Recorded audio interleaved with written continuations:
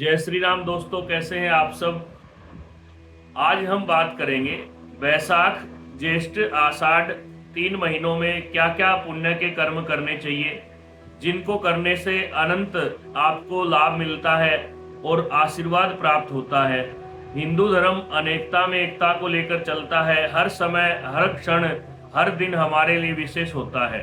हर दिन हम त्योहार व्रत के रूप में मनाते हैं और इन 3 महीनों में भी बहुत से वट सावित्री व्रत पूजा आएगी, एकादशियां आएंगी, जिसमें आपकी वरुथनी एकादशी, उसके बाद कामदा एकादशी, निर्जला एकादशी, अर्थात सभी दिन प्रमुख हैं। अमावस्या भी विशेष होती है।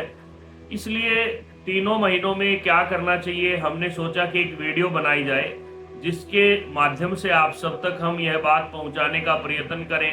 क्योंकि शास्त्र कहता है कि वैशाख मास में भगवान विष्णु की पूजा का अनंत फल प्राप्त होता है और विशेषकर जो वैशाख कृष्ण पक्ष एकादशी को व्रत रखता है उसके सभी मनोरथ पूर्ण होते हैं।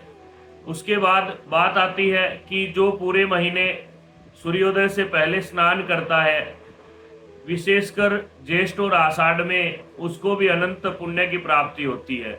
अगर आप गंगा आदि नदियों पर जाकर अमावस्या पूर्णिमा को स्नान करते हैं तो आपका सौभाग्य है। अगर ऐसा आप नहीं कर पाते तो घर में आप गंगाजल आदि डाल करके गंगा आदि नदियों का ध्यान करके स्नान करें। और ऐसे कौन से कर्म हैं, कौन से ऐसे सेवा के कार्य हैं जिनको करने से आप अपने आने वाली पीढ़ियों को सुरक्षित रख सकते हैं। क्योंकि मानव यही सोचता है कि मैंने जितनी मेहनत की है, जो प्रयत्न किया है, मेरी संतान को उसका लाभ मिले।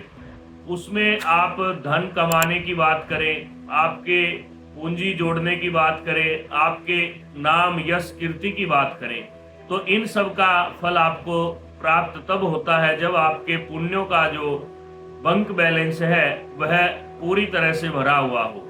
क्योंकि केवल बैंक में जो बैलेंस है उससे आपकी संतान का लाभ नहीं होगा। आने वाली पीढ़ियों को अगर आपको सुरक्षित रखना है और उनको सब प्रकार का सुख शांति समृद्धि प्रदान करना है तो आपको नित्य प्रति अच्छे कर्म करने होंगे। अच्छे कर्मों के साथ साथ कुछ विशेष दान है। वैशाख के महीने में मनुष्य को प्याऊ प्रारंभ कर देनी चाहिए। आप सुनते आए हैं कि फला राजा ने, फला सरपंच ने, फला दानी सेठ था, अनेकों नाम आते हैं, उन्होंने प्याऊ लगवाई। आज मनुष्य 21वीं शताब्दी में जी रहा है। पानी बोतल में मिल सकता है, लेकिन कई बार ऐसे स्थान, ऐसी जगह होती है कि पीने के लिए पानी और किसी प्रकार से नहीं मिल सकता। अब हर किसी व्यक्ति का सामर्थ्य नहीं कि बोतल खरीद करके पानी पिए। इसलिए सबसे बड़ा पुण्य है वैशाख ज्येष्ठ आषाढ़ के महीने में जो व्यक्ति प्याऊ लगाता है। जरूरी नहीं आप किसी बड़े स्तर का काम करें, आप केवल 2 घड़े, 1 घड़ा रख सकते हैं। नियमित रूप से उसको आप भरते रहें, यह आपका अनंत पुण्य का एक योग बनेगा। इसलिए जल सेवा इन 3 महीनों में विशेष है। आप पक्षियों के लिए सकोरे रख सकते हैं, पक्षियों के लिए दाना और छाया की सुविधा कर सकते हैं। और साथ में आप विशेष रूप से जूतों का, चप्पलों का दान कर सकते हैं। क्योंकि अपने हर एक क्षेत्र में सब तरह के व्यक्ति रहते हैं, इसलिए आपको यह चिन्हित करना होगा कि किस व्यक्ति को किस वस्तु की आवश्यकता है, वही दान करनी चाहिए। क्योंकि अगर आप नगद धन रुपए का दान करते हैं तो हो सकता है अगला उसकी शराब पी ले या वो और कहीं उसका प्रयोग करे, जिससे आपके पुण्य में वृद्धि न हो। इसलिए आपको कोई ना कोई सामान खरीद करके उसको देना चाहिए। अगर इन 3 महीने में आप ऐसा करना चाहते हैं तो आप अन्न का दान कर सकते हैं, जल का दान कर सकते हैं, गौशाला में आप विशेष सेवा दे सकते हैं। और उसके बाद जैसे ही ज्येष्ठ के बाद ग्रीष्म ऋतु का प्रारंभ होगा, ज्येष्ठ के अंदर जो भयंकर गर्मी होगी, उस समय आपको पक्षियों के लिए पानी के सकोरे भरकर रखने चाहिए और आपको राहगीरों के लिए जल की व्यवस्था, छाया की व्यवस्था करनी चाहिए। और अगर आपका दान करने का मन है तो आप खरबूजे का, तरबूज का दान कर सकते हैं। पुराने समय में छाता दान का विधान था, आज भी है। क्योंकि समय कहीं भी चाहो, सृष्टि कितना भी मानव का भौतिक विकास हो जाए, लेकिन इन चीज़ों की आवश्यकता अधिक होती जाएगी, क्योंकि जब हम पर्यावरण और प्रकृति के साथ खिलवाड़ करेंगे तो गर्मी बढ़ती जाएगी। इसके लिए छाते की आवश्यकता है। किसी जरूरतमंद को आप छाता दान करिए, और आप रोजाना पेड़ों में पानी डालिए। अगर आपके गांव में, आपके मंदिर में, आपके घर के आसपास कोई भी पेड़ है तो आप उसके अंदर रोजाना या एक दिन छोड़कर जल डालिए। मछलियों को आटे की गोलियां खिलाइए। अगर आप बैसाख में या ज्येष्ठ आषाढ़ में मछलियों को आटे की गोलियां खिलाते हैं तो आपकी आने वाली पीढ़ियों को अन्न की कमी नहीं रहेगी। क्योंकि धन की गति तीन है: दान, भोग और नाश। इसलिए आपको जरूरतमंद को दान करना चाहिए।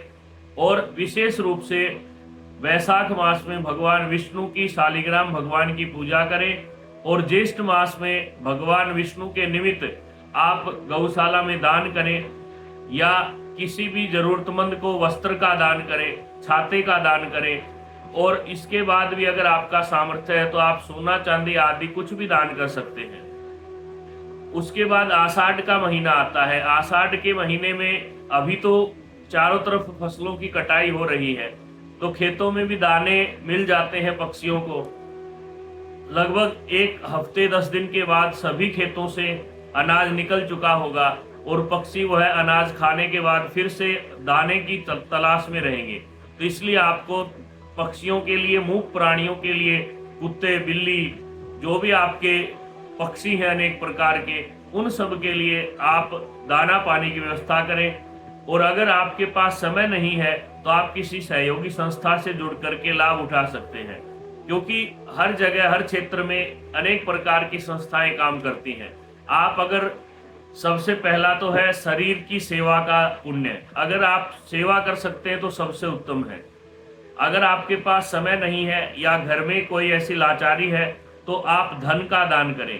धन का दान भी अगर आप करने में हिचकते हैं, कि कई बार लोग कहते हैं कि दुरुपयोग हो जाता है, तो आप धन की जगह पे वस्त्र का दान कर सकते हैं, या आप 10-15 सकोरे खरीद करके अलग अलग मंदिरों में या सामूहिक स्थानों पर रख सकते हैं।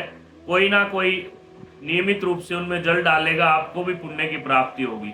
अपने घर की छत पे, अपने खेत में, जहां भी आप व्यवस्था कर पाए वहीं पर आप मूक प्राणियों के लिए आशीर्वाद लेने के लिए ऐसा कर्म करें। अगर आपके पास धन भी नहीं है तो आप क्या सहयोग कर सकते हैं? आप नियमित रूप से किसी भी स्थान को चिन्हित करके वहां पर पानी दाना डाल करके पुण्य के भागी बन सकते हैं।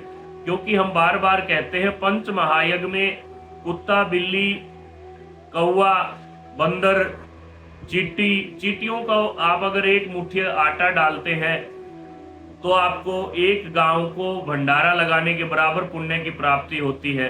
तो इस प्रकार के छोटे छोटे जो दान हैं उनको आप अपने पुण्यों में संग्रहित कीजिए। और उसके साथ साथ आपको यह ध्यान रखना है कि जब भी आप कहीं भी जाते हैं तो कोई भी जरूरतमंद मिले तो उसको आप पानी पिला सकते हैं, जूस पिला सकते हैं, खरबूजा दिला सकते हैं, किसी गरीब को दवाई का दान कर सकते हैं। इतने पुण्य प्राप्ति के साधन है कि आपको गिनवाते गिनवाते वीडियो लंबी हो जाएगी। मेरा कहने का भाव ये है, अगर आप तन से सेवा नहीं कर सकते तो धन से करिए, धन से नहीं कर सकते तो आप मन से और अपने शरीर से, जैसा भी आपसे मन पड़े वह सेवा आप स्वीकार कीजिए। और चींटियों को आटा, मछलियों को आटे की गोलियां, पक्षियों को दाना पानी, राहगीरों के लिए छांव की व्यवस्था, प्याऊ की व्यवस्था, इन सब कामों को आप अपने स्तर पर करना प्रारंभ कीजिए। क्योंकि धर्म का प्रचार, धर्म की रक्षा आपके हाथ में है।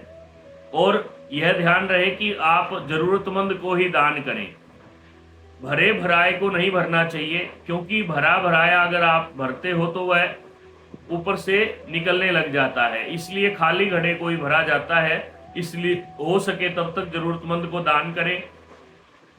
अगर आप कहीं देश में, प्रदेश में है तो वहां भी आप इस तरह की सेवाएं कर सकते हैं। अगर आपके पास अन्न नहीं है, रोटी की व्यवस्था नहीं है, आप स्वयं ही कहीं मैस में खाते हैं तो आप बिस्किट डाल सकते हैं, भुजिया और बूंदी मिलाकर के आप पक्षियों को डाल सकते हैं। इस प्रकार के छोटे छोटे ऐसे उपाय करने से आप अनंत पुण्य को एकत्रित कर सकते हैं, जिससे आपकी आने वाली पीढ़ियों को बहुत ही लाभ की प्राप्ति होगी। इस प्रकार से आप सेवा करें। उसके बाद आता है कि कौन सा व्रत करें। देखिए, शास्त्र कहता है किसी भी मास की प्रतिपदा, अर्थात अगर पूर्णिमा से अगले दिन आप व्रत करना प्रारंभ करें, अगली पूर्णिमा तक करें, तो उसको मास परायण व्रत बोलते हैं। 1 महीने का व्रत लें और आप 1 महीने तक एक समय भोजन करें या न भोजन करें, और उसके बाद अपने उस भोजन के प्रमाण का दान अवश्य करें। अगर आप आज एकादशी का व्रत रखते हैं तो अगले दिन द्वादशी को आपको दान करना जरूरी है, तभी वह पुण्य आपको प्राप्त होगा। इस प्रकार से आप धर्म के कार्य कीजिए, क्योंकि धर्म की रक्षा रक्षक ही करते हैं, और जो धर्म की रक्षा करते हैं धर्म उनकी रक्षा करता है। इसलिए सर्वे भवन्तु सुखिनः, सर्वे सन्तु निरामया, सर्वे भद्राणि पश्यन्तु, मां कश्चित् दुःख भाग् भवेत्। इसका आप पालन करें। धन्यवाद। जय श्री राम।